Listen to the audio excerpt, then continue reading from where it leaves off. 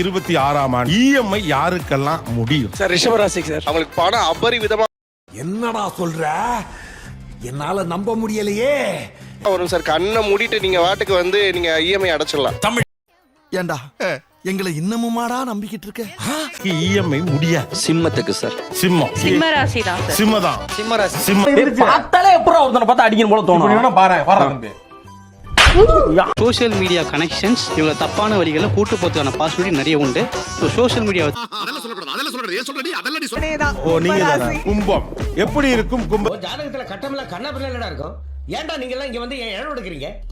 ஏற்படுறதுக்கான வாய்ப்பு இருக்கு சார். கணவன் மனைவிக்கு இடையே அதிகமான சண்டை வரும் சார். டெம்பரவரி ஸ்லீப் டிவோர்ஸ் வரைக்கும் போகும். போதும் லிஸ்ட் பெருசா போய்கிட்டு இருக்கு. சைலண்ட் ட்ரீட்மெண்ட் பண்ணுவாங்க. ஐயா நீங்க பாசிட்டிவா சொல்லவே மாட்டீங்களா? ஏதா பாசிட்டிவா பைத்தியமாயவே ரொம்ப நேரம் நல்லா பேசிக்கிட்டான் ஐயா.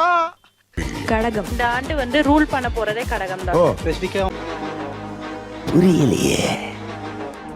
உங்களை வர்ணிக்கணும்னா இவன் எவ்வளவு அடிச்சாலும் தாங்குறானா, இவன் ரொம்ப நல்லவன்னு ஒரு வார்த்தை சொன்னாங்க. கரெக்ட். பாசிட்டிவ் தின கல்யாணம் 100% நடக்கும். பாலாஜி பாசிட்டிவ் சொல்றதே ஒரு நல்ல சைன் தான்.